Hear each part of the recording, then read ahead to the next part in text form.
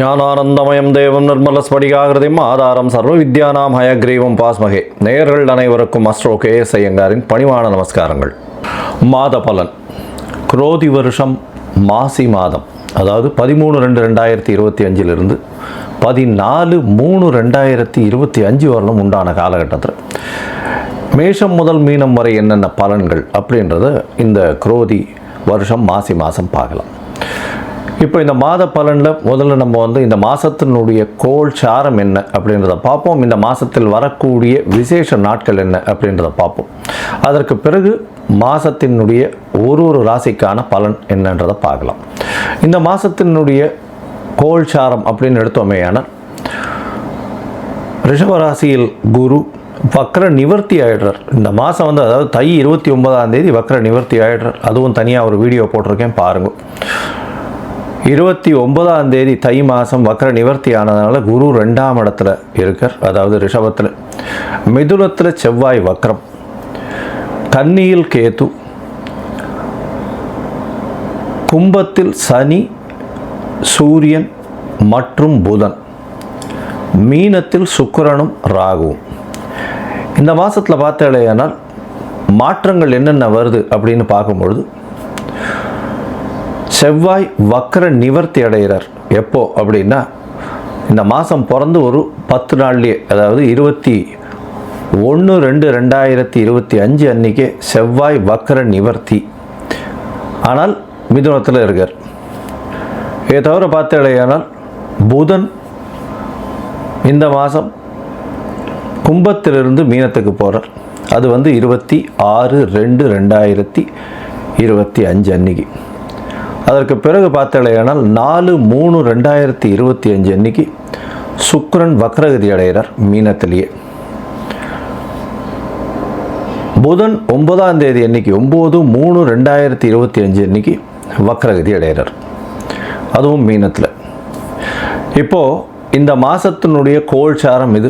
பொதுவாகவே நம்ம மாத கிரகங்கள்னு சொல்லக்கூடியது சூரியன், செவ்வாய், புதன் மற்றும் சுக்கிரன், இந்த 4 கிரகங்களுடைய மாற்றத்தை வச்சு பேசுவோம். அதுவும் நம்ம சௌரமான மாதங்கள் அப்படின்ற ஒரு பட்சத்தை எடுத்து நம்ம பண்ணுறோம். இது சூரியன் ஒரு ராசியிலிருந்து அடுத்த ராசிக்கு செல்லும் பொழுது அதனுடைய மாற்றங்களை வைத்தே அதனுடைய அந்த சூரியனுடைய மாற்றத்தை வச்சே அந்த மாதத்தினுடைய பெயர், அதாவது கும்ப மாதம் அப்படின்னு பேர் வைக்கிறதுக்கு காரணமே மாசி மாதத்துக்கு கும்பத்தில் சூரியன் போகிறதுனால தான்.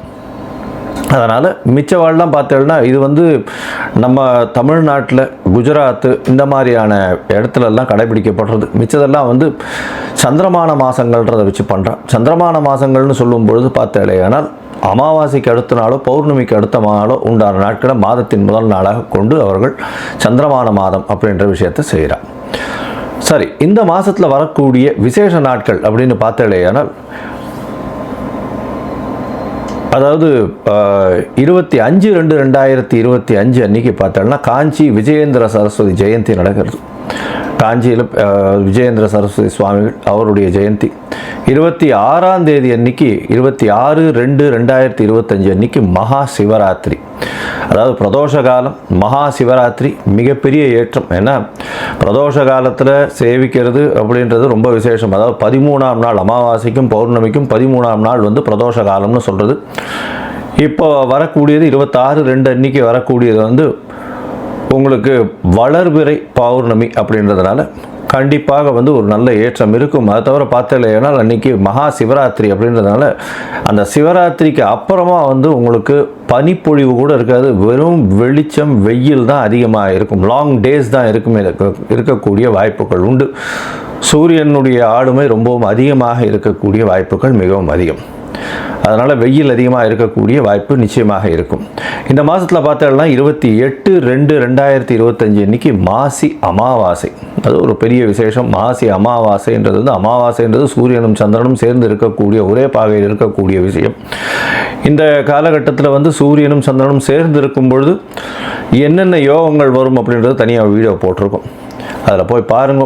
இன்ஃபேக்ட் அது நல்ல ஒரு விஷயங்கள். சூரியனும் சந்திரனும், அதாவது யாராவது ஒருத்தர் உச்சமோ ஆட்சியோ இருந்தால்னா நல்ல ஒரு ஏற்றம் கிடைக்கும். இல்லைன்னா சுபர்கள் வீட்டில் இருந்தால்னா நல்ல ஒரு ஏற்றம் கிடைக்கும். இந்த மாசி அமாவாசை நல்ல ஒரு ஏற்றம் கிடைக்கக்கூடிய நாள். அதற்கு பிறகு பார்த்தோம்னா 12 3/2025 அன்னைக்கு மாசி மகம், அது வந்து பௌர்ணமியை சேர்ந்து வரும். மாசி மகம் ஏன்னா சூரியனுக்கும் சந்திரனுக்கும் கிட்டத்தட்ட 180 டிகிரி, அதாவது சூரியன் கும்பத்திலையும் சந்திரன் வந்து சிம்ம ராசியிலையும் இருக்கக்கூடிய காலகட்டம். பௌர்ணமி வெளிச்சம் வந்து ஒரு பெரிய அட்வான்டேஜ் என்னென்னா, இதில் பிறந்தாள்னா ராஜா போல அவர்களுடைய வாழ்வு அமையும். ராஜாளும் இது அவர்களுக்கு கிட்டும். இதில் என்ன விசேஷம் அப்படின்னா, சூரியனுக்கும் கார்த்தாலேருந்து சாயந்தரம் வரலும் உங்களுக்கு வெளிச்சமாக இருக்கும். சந்திரனும் பௌர்ணமி சந்திரனாக இருக்கிறதுனால இரவு முழுவதும் வெளிச்சமாக இருக்கும். ஸோ ரிலேட்டிவ்லி பார்த்தோம்னா என்டையர் டே அண்ட் நைட் ரெண்டுமே ரொம்ப வெளிச்சத்தில் இருக்கக்கூடிய காலகட்டம். அதனால தான் வெளிச்சம் அதிகமாக இருக்கக்கூடிய காலங்கள், அதுவும் வந்து பௌர்ணமி காலங்கள்னும் பொழுது ரொம்பவும் ஏற்றம் இருக்கக்கூடிய வாய்ப்புகள் உண்டு. இந்த மாசி மகம், அதாவது பௌர்ணமி காலகட்டத்தில் பிறக்கக்கூடிய எல்லா குழந்தைகளுக்கும் பெரிய ஆளுமை இருக்கக்கூடிய வாய்ப்பு உண்டு. இதை பற்றியும் வந்து நிறைய சொல்லியிருக்கோம். இந்த என்னுடைய யூடியூப் சேனலில் நிறைய சொல்லியிருக்கேன். இதற்கு பிறகு பார்த்தேனால் இந்த 14/3/2025 அன்னைக்கு காரடையான் நோன்பு, இது வந்து ரொம்பவும் விசேஷமான காலகட்டம். காரடையான் நோன்பு அப்படின்னு சொல்லக்கூடியது வந்து மாசியும் பங்குனியும் கூடுறது அப்படின்னுவா. அதாவது கார் அப்படின்னா வந்து கருப்பு நிறம், இருண்ட இடம், யமலோகம் இதெல்லாம் குறிக்கக்கூடியது இந்த கார் அப்படின்றது. அடையான் அப்படின்னு, கார் அடையான்றது, அடையான்னு அடைய மாட்டான் அப்படின்னு சொல்லக்கூடியது. அதாவது பெண்கள் வந்து தன்னுடைய கணவருக்குன்னு, அதாவது திருமணமான பெண்கள் தன்னுடைய கணவருக்குன்னு விரதம் இருந்து செய்யக்கூடிய ஒரு பெரிய விஷயம் இது. இந்த காரடையான் நோன்பு நோற்பது பெரிய விஷயம். இதன் மூலியமாக தன்னுடைய கணவருக்கு ஆயுள் விருத்தி ஏற்படக்கூடிய வாய்ப்பும், அவர்களுக்கு வந்து மாங்கல்ய பலம் அதிகரிக்கக்கூடிய வாய்ப்பும் நிச்சயமாக உண்டு.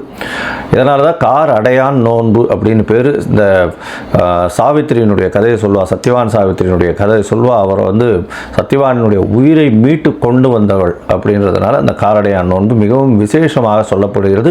பங்குனி மாதத்தின் முதல் நாள் அன்னைக்கு பண்ணுறது. அதனால் பங்குனி பிறந்த உடனே அதை பண்ணுவாள். நார்மலி பார்த்தாலேனால் அந்த காரடையான் நோன்பு டைம் வந்து சாயந்தரம் 5:30லேருந்து 6:30 வரும். அந்த டைம் வந்து நான் தனியாக போடுறேன் உங்களுக்கு. இதை தவிர பார்த்தோம்னா நார்த் இந்தியாவிலலாம் ஹோலி பண்டிகைன்றது விசேஷமாக கொண்டாடுவோம். ஹோலி பண்டிகைன்றது வந்து ஒரு அதாவது பெண்கள் வந்து தன்னுடைய தமையன் தம்பி, அதாவது பிரதர்ஸ் எல்லாருக்குமே, தம்பி அண்ணன்களுக்கு வந்து கயிறு கட்டி அவர்களிடம் சேவிச்சுட்டு அவர்கள்கிட்ட வந்து பைசா வாங்கிட்டு அவர்கள்ட்ட ஆசீர்வாதம் வாங்கிக்கிறதும், அவர்களுக்காக வந்து ரொம்ப வேண்டிக்கிறதும், அவர்களுடைய உடல்நிலை நல்லபடியாக இருக்கணும்னு வேண்டிக்கிறதும் அவர்களுக்கு பெரிய மகிழ்ச்சியை கொடுக்கும். ஆண்கள் பெண்களை வந்து தன்னுடைய என்ன சொல்வது சகோதரிகளாக பாவிக்கக்கூடிய ஒரு பெரிய ஒரு பண்டிகை இது வந்து ஹோலி பண்டிகையாக கருதப்படுகிறது. இது வந்து நார்த் இந்தியாவில் ரொம்ப ஃபெமிலியர், மிகவும் அந்த கலர்ஃபுல் ஃபெஸ்டிவலாக இருக்கும், ரொம்ப ஏற்றத்தோடு இருக்கக்கூடிய காலகட்டம்.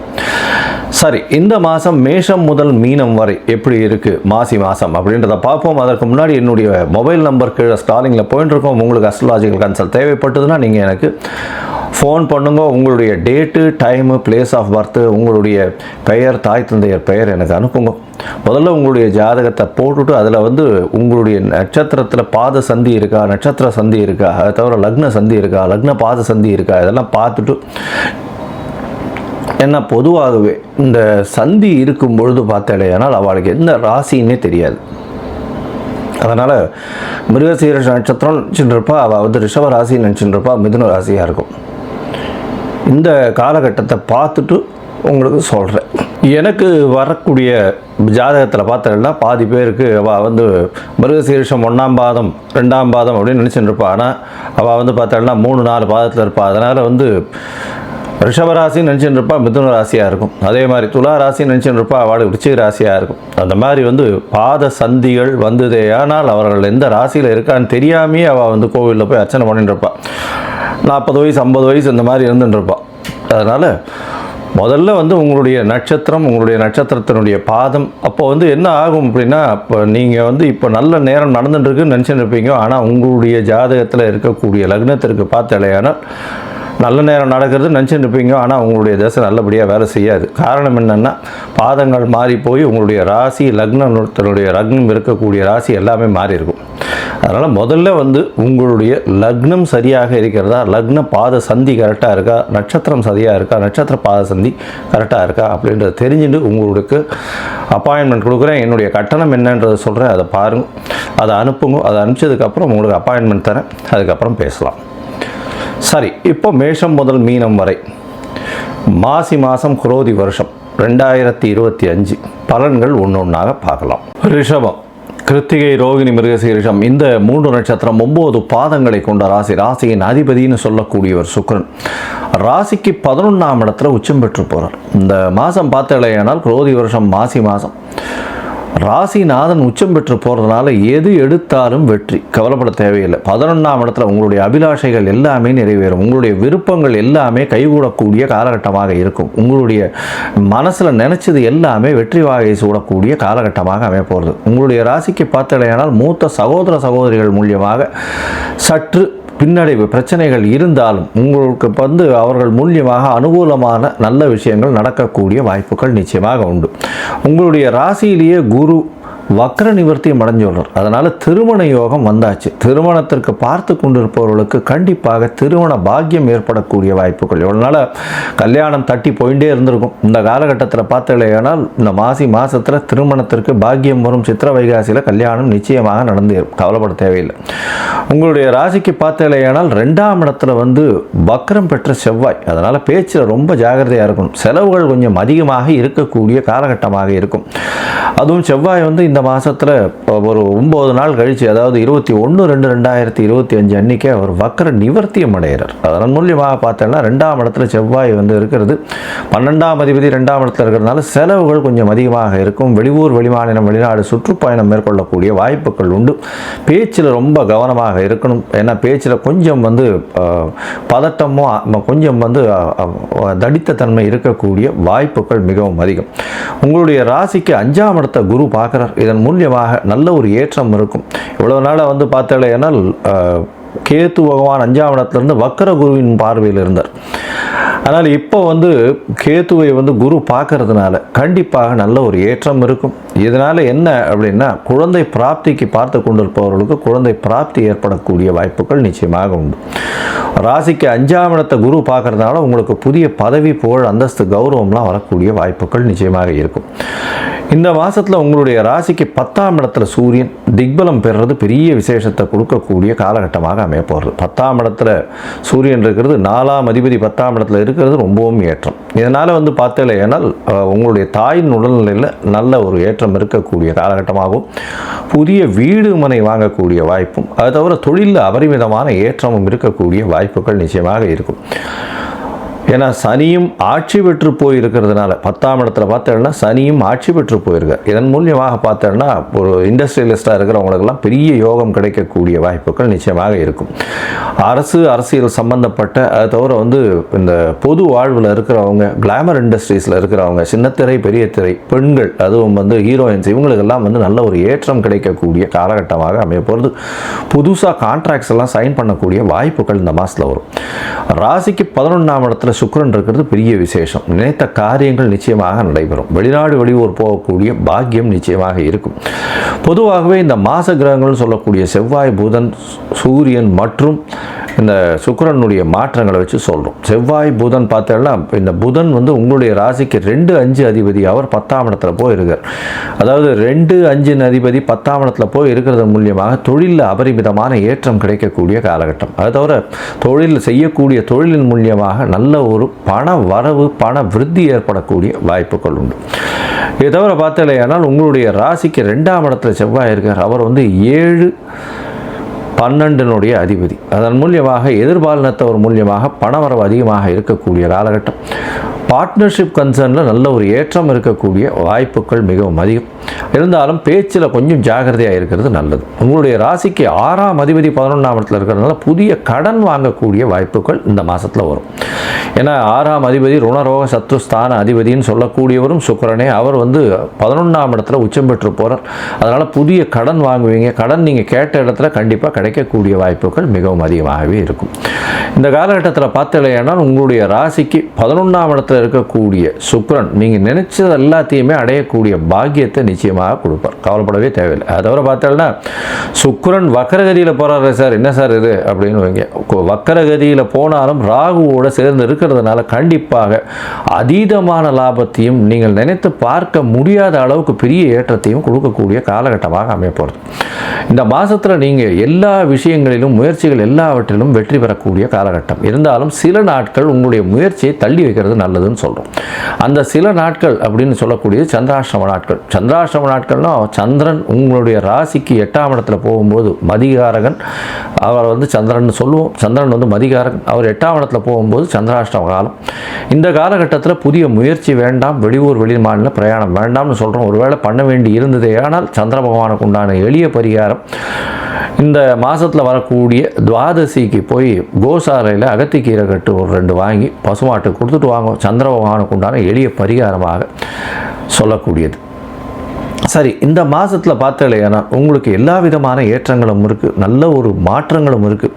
இந்த மாதத்தில் நீங்கள் கண்டிப்பாக ஸ்ரீரங்கம் ஒரு தரம் போய் ரங்கநாதரையும் தாயாரையும் போய் சேவிச்சுட்டு உங்களுக்கு எல்லா விதமான ஏற்றங்களும் ஐஸ்வர்யங்களும் வரக்கூடிய வாய்ப்புகள் உண்டு. மொத்தத்தில் பார்த்தீங்கன்னா இந்த ரிஷபராசிக்காரர்கள் திருமண பாக்கியம் ஏற்படும், குழந்தை பிராப்தி ஏற்படக்கூடிய வாய்ப்பு உண்டு, தொழிலில் அபரிமிதமான ராஜயோகம் கிடைக்கக்கூடிய காலகட்டம். இண்டஸ்ட்ரி வச்சிருக்கிறவங்களுக்கெல்லாம் நல்ல ஒரு ஏற்றம் இருக்கும். நினைத்த காரியங்கள் நினைத்த இடத்தில் நினைத்த நேரத்தில் நடக்கக்கூடிய பாக்கியம் உண்டு. பேச்சில் சற்று கடுமை இருக்கக்கூடிய வாய்ப்புகள் நிச்சயமாக இருக்கும். புதிய கடன் அமையக்கூடிய வாய்ப்புகள் இருக்கும். போட்டித் தேர்வு எல்லாவற்றிலும் வெற்றி பெறக்கூடிய வாய்ப்புகள் நிச்சயமாக உண்டு. படிக்கக்கூடிய மாணவ மாணவியர்களுக்கு நல்ல ஒரு ஏற்றம் கிடைக்கக்கூடிய வாய்ப்புகள் உண்டு. தாயின் உடல்நலத்தில் சற்று பின்னடைவு இருக்கக்கூடிய வாய்ப்பும், தந்தையின் உடல்நிலையில் ஏற்றம் இருக்கக்கூடிய வாய்ப்பும் உண்டு. உங்களுடைய உடல்நிலை நல்ல ஒரு ஏற்றத்தில் இருக்கக்கூடிய வாய்ப்புகள் நிச்சயமாக உண்டு. இந்த ரிஷபராசிக்காரர்களுக்கு இந்த மாசி மாதம் மிகப்பெரிய ஏற்றமான பொன்னான மாதமாக அமையும்.